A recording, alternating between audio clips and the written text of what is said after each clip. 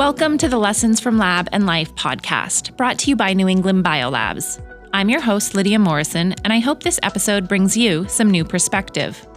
Today, I'm joined by an NEB technical support scientist, Jack Martz, and NEB development scientist, Hee-Jin Kim, to talk about best practices for DNA cleanup.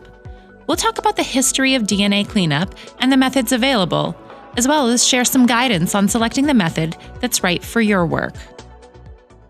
Jack and Hee-Jin, thanks so much for joining me in the studio today. Thanks for having us. Thank you.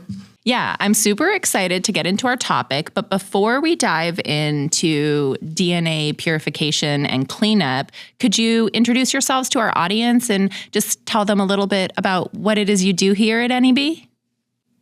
Sure. My name is Hee-Jin Kim, and I am a development scientist at New England Biolabs. I work on Monarch product lines for DNA extractions and purifications. And I'm Jack Martz. I'm one of the technical support scientists who supports our Monarch lines. Amazing. I can't think of two better people to be in the studio today and to explain to our listeners the concept of nucleic acid purification and sort of what sets different methods apart. So let's start by defining PCR and DNA cleanup. Could you tell our listeners what that is and how you purify the DNA? Sure. DNA cleanup just refers to a process of purifying DNA to remove any contaminants or any unwanted components, such as proteins, detergents, nucleotides, primers, and things like that. Commonly, DNA cleanup is used after enzymatic reactions, such as PCR, restriction digest, or even just to clean up DNA from any extraction that you have used to remove any impurities. So the purified DNA can be used for various downstream applications. For the methods to purify DNA, actually, there are a few different options to achieve this. Common purification methods include one, phenylchloroform extraction, one of the most common ways to do this, or the oldest method you can do this. And this method uses a mix of phenol and chloroform to separate the DNA from proteins and other contaminants. After spinning the mixture, the DNA stays in the aqueous layer, which can be collected for the further use. Second method is ethanol precipitation. This method is simpler, but it only uses ethanol to precipitate the DNA out of the solution using ethanol or isopropanol. The third option is column-based purification, one of the most common ways to purify DNA.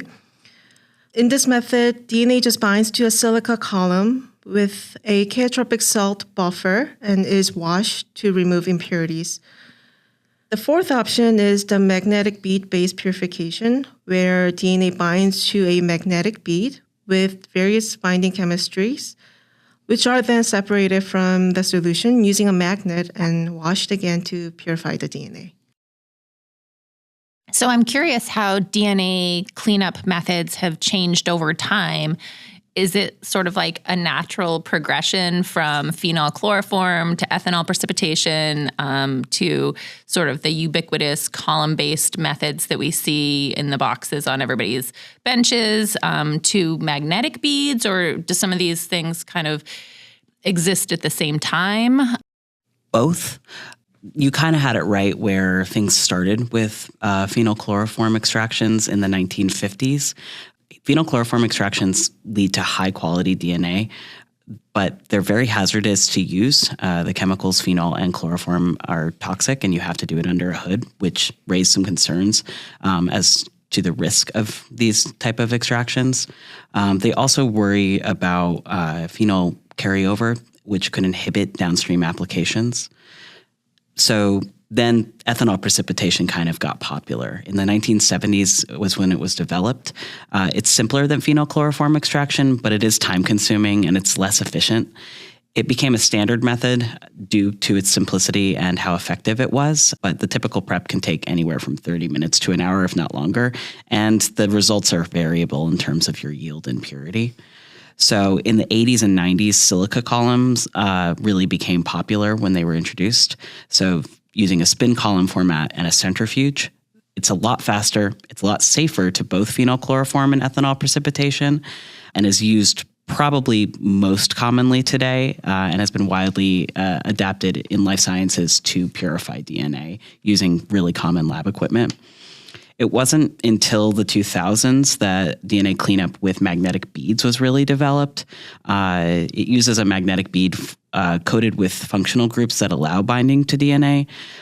They're very popular now because they're really, really high throughput and you can automate them. That all said, most people use all of the different methods to purify DNA. You will come across all of them still in a lab today. So you said that column-based cleanup was one of the more popular varieties. That's certainly what I've observed. Are there advantages to using the column-based method over some of the other cleanup methods that you've described? Sure. As I mentioned, there are a few different ways to purify DNA, but column-based methods offer several advantages over other cleanup methods. For example, number one, speed and efficiency. It's just the process faster because it involves fewer steps compared to other methods. Specifically, compared to ethanol precipitation and phenylchloroform methods, which can take anywhere from 30 minutes to few hours, spin column allows for efficient prep, taking maybe less than 20 minutes in general. Second is, as Jack pointed out, the safety aspect of it. The spin column methods avoids using hazardous chemicals like phenol and chloroform.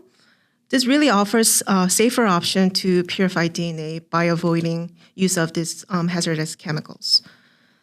And the third advantage that I would like to point out is the purity of the DNA that you get. The spin column method provide high purity DNA, which is suitable for sensitive downstream applications, such as sequencing or any other salt-sensitive enzyme reactions. But this purity I would really like to point that it's really reliable method for the column-based methods because the purity can be an issue with other methods such as ethanol precipitation. And this leads me to my fourth advantage that I would like to point out, which is the reproducibility. If you're a scientist on the bench, you can expect more consistent results by using column-based methods in both yield and purity across different samples, allowing spin column methods to be a very convenient and very reliable method to purify your DNA. So I know there are lots of companies in the nucleic acid purification space. Do they all make their own columns and reagents?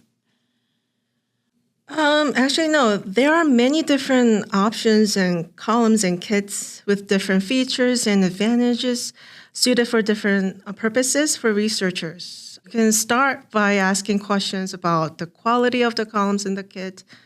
Do you know if and how the columns was made to fit the extraction? Take NEB, for example. Since we utilize our state-of-the-art manufacturing automation process, we are actually able to manufacture our own uniquely engineered columns at high quality that is consistent. And then we offer these kits as well as providing them separately for the flexibility. So if the customers wants to just buy more columns, not the buffers, they just have the option for that. By manufacturing our own columns and buffers, actually this really allowed NEB to build different technologies around this products and to meet different extraction needs and gain more deeper understanding of the products we are making. But I think it really doesn't stop there because this capability and expertise that we are building around these kits really extends to our ability to really help the other scientists. NEB can drive science forward by providing recommendations, solutions, helpful tips and tricks, and even offering advice through technical support, modifying the protocols specific to the customer needs. And I think in the end, it's really all about contributing to the scientific community and making a real impact. I love that. I think that all sounds amazing. And I really appreciate that NEB has put the time and thought into the engineering of these columns and how we can make them better.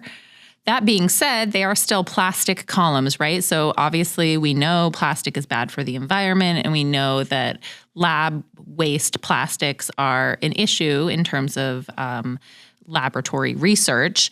Are there efforts to make DNA purification more environmentally friendly? Oh, yeah, absolutely.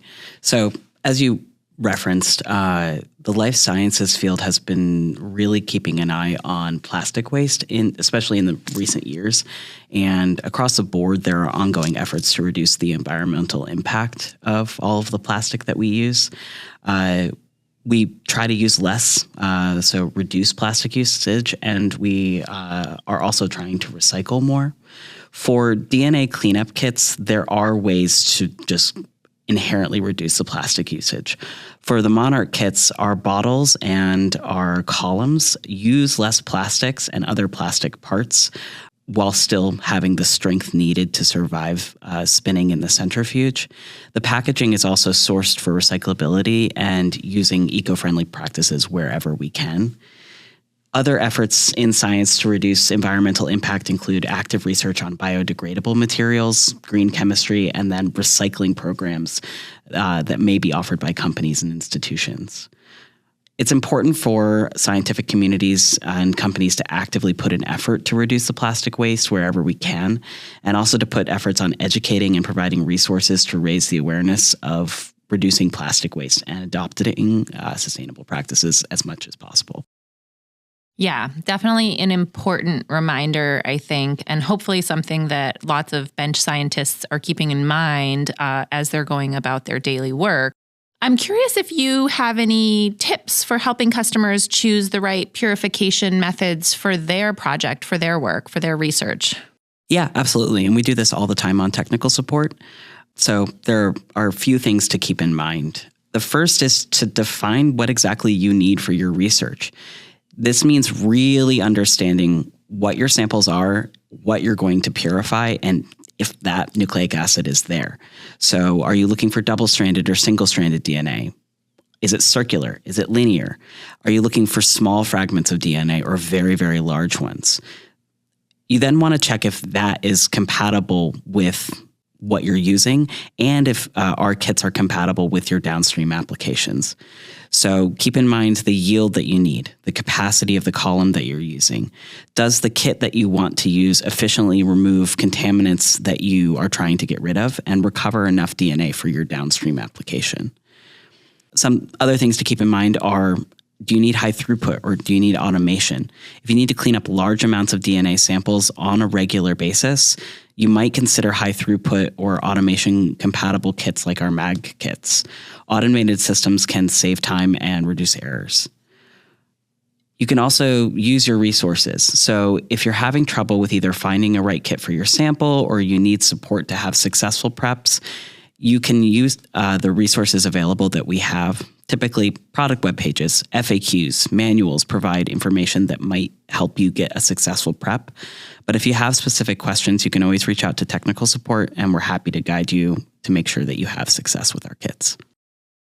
Well, I want to thank you so much for being here with me today and sharing these tips about DNA purification and PCR and DNA cleanup. All super helpful.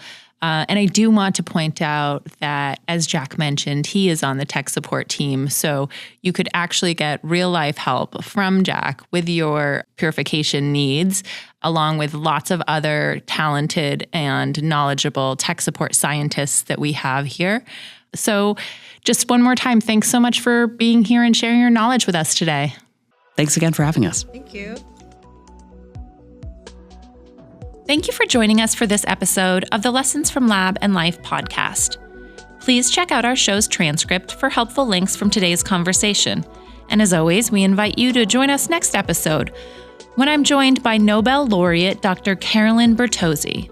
Dr. Bertozzi's impact on the field of glycosylation has been profound, enabling our current understanding of disease and inflammation presentation and potential vehicles for treatment.